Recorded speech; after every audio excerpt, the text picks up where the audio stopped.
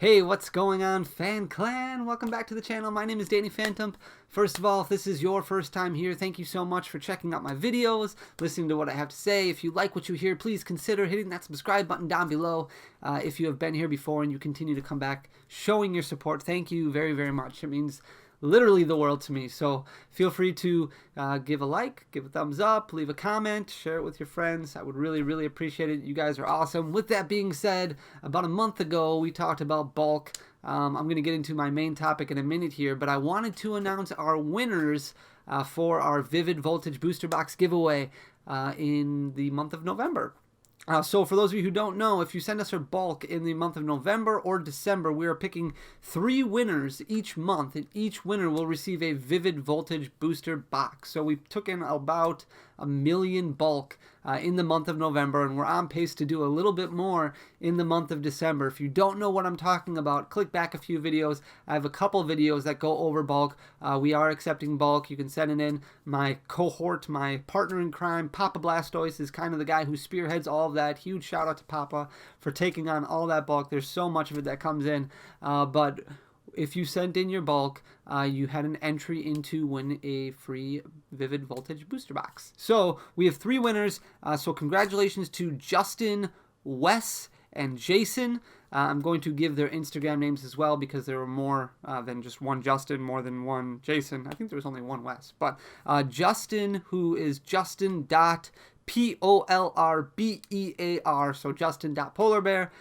Wesley Gian, so WESLEYJEON, and then Jason is Jason_with_A_Y_. So you can check them all out on Instagram. Papa will be in touch with you to grab addresses, grab information. Congratulations, you guys. If you haven't sent in our bulk yet, head on over to our website, pkmncoliseum.com. There's a section at the top that says bulk, or send us your bulk, or sell us your bulk, sell your bulk to us, something like that, and it goes over all of the details, all of that fun stuff. So we'll pick 3 winners in the month of December yet, so starting probably at the beginning of January, we'll have those 3 winners chosen. So congratulations to those 3. Can't wait to do the next 3. With that being said, let's get into our main topic tonight, which I want to go over, and I just have to pull up the images that I have on my phone. So if you were looking at the thumbnail and you were wondering, where is Danny going with this tonight? Because I know my thumbnails can be a little clickbaity at times, but I wanted to know, is Pokemon really worth going to jail over? Because there was a post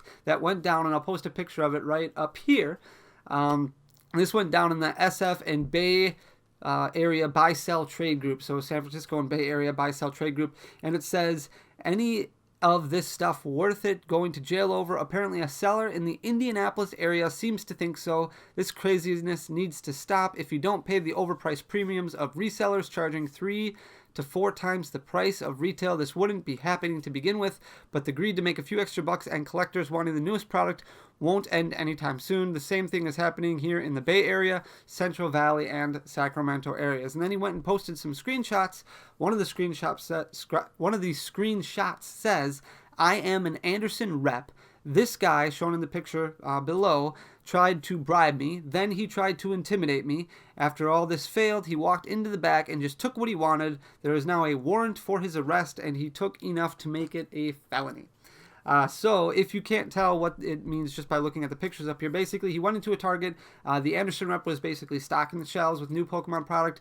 Who knows what that Pokemon product was? You can't really see from the pictures. There is an image of showing all the stock that's missing. You can assume, maybe some Champions Path Elite Trainer boxes, maybe some Vivid Voltage Elite Trainer boxes, maybe some Kanto Power boxes, something of those natures. But basically he was watching the Anderson rep restock the shelves, and then was talking to him and tried to make sure that he filled up his cart with all of the items that the Anderson rep was putting out. Now, from my understanding, the reps are only supposed to put out a certain amount of product to stock the shelves. The rest of it goes into the back, so that way the employees can restock when they see fit, and that helps prevent people coming in and buying out all the inventory, basically. So the guy walked up to this Anderson rep and said, hey, I will give you X amount of dollars if you just give me everything. Let me take it all. I'll pay for it all, and it'll be done with. And when the guy said no, then he apparently tried to intimidate this Anderson rep. And when the guy still said no, and the Anderson rep then walked into the back, put all the stock back there, this guy decided he would go into the back and just take all the items, put them in his cart, and then apparently still walked up to the front checkout and paid for all the items and then left. So because he took everything, from my understanding, now I don't work at a retail location, I've never worked at a retail location before, so maybe somebody in the comment section below can shed a little bit more light on this for me, but from my understanding, these reps are only supposed to put out a certain amount of product and the rest of it goes in the back. And anything that's in the back, if you go in the back, that would be considered trespassing, so I would assume there's a trespassing issue there. I would also assume there's a stealing or a thieving issue there because he's taking product that's not currently for sale. The only product that is for sale is stuff that is on the floor, and if an employee brings it out to the floor, then it would be considered as an item for sale. Anything that's in the back area would not technically be for sale unless an employee of the store actually brought it out. So the fact that this guy went back there and just took what he wanted, first of all, he's trespassing. Secondly, he knew that product was back there. It's a great thing that he paid for it. Like, that's fantastic. I'm glad you didn't just blatantly steal it, but he basically took something that wasn't for sale and then just walked out the door.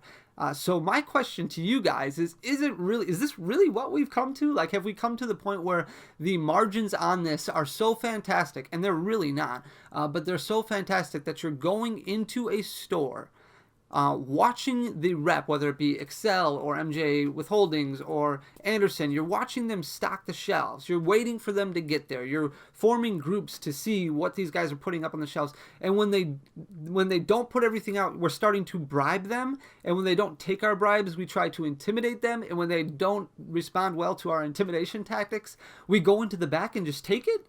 Like, I don't understand where this game is going and where this community is going. And granted, don't get me wrong, like, I know there's the majority of people here are absolutely fantastic. The problem with Pokemon right now is this group of people who is going at anything to make sure that they can grab everything off the shelves and leaving nothing left.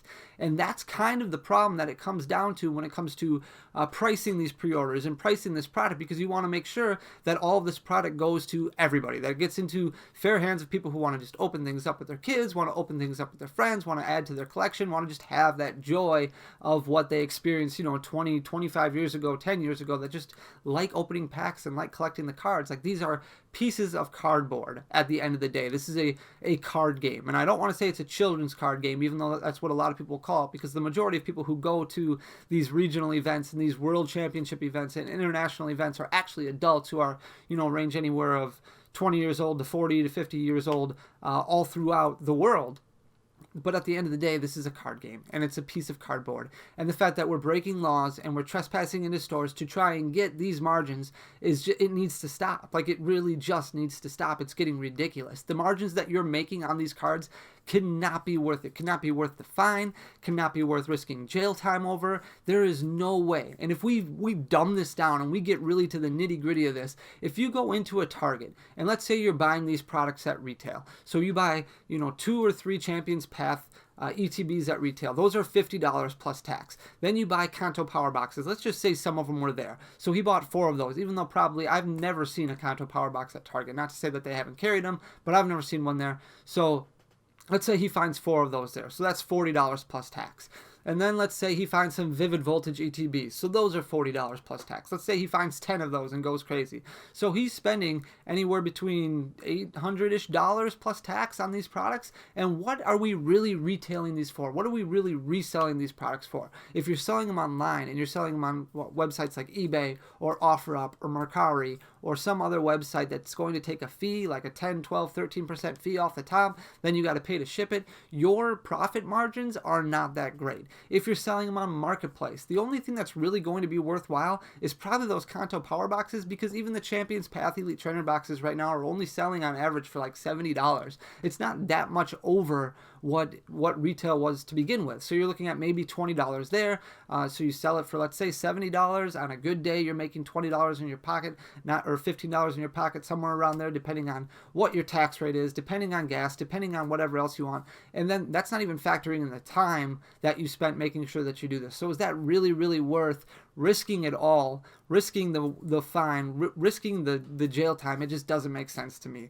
I really, really want to impress upon all the people who are coming into this game, who have just gotten back into Pokemon after all these years off, that it is not typically like this, and that this is kind of just an outlier. I cannot wait for events to start back up, and I hope all of you guys who are watching this video. I hope I get to see you. I hope I get to meet you at maybe a regional event or an international event or even a Worlds event next year in 2021 or 2022 or in the future, and you can just see how great and how fun this card game is and this whole aspect of the collectible market. I mean, I can understand the retail reselling market of something like a PlayStation 5 or something like an Xbox, or even to an extent something like clothing or sneakers. I can understand that.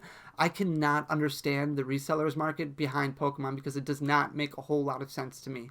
Seeing all these people go to all this work to make an extra $15, it blows my mind. And I want to impress upon everybody out there that the majority of the community is not like this at all. And I cannot wait for events to start back up, and I'm hoping that I get to meet you all and see you all there. Whether it be that I'm attending the event to play or whether it be that I'm attending the event because we have a booth, but it's a lot of fun, and the market is not typically like this. This is just kind of a weird area that we're in right now, but we will come out of it. And I know I've seen a lot of people who have lost all faith in the game. I know I've seen a lot of people who've lost all faith in the hobby. Just stay patient. We've had incidents like this before in the past, not quite to this extent, but we have had issues like this before in the past. It does get better. It will get better, and those who are in it for the long haul will continue to enjoy the game. I guarantee that.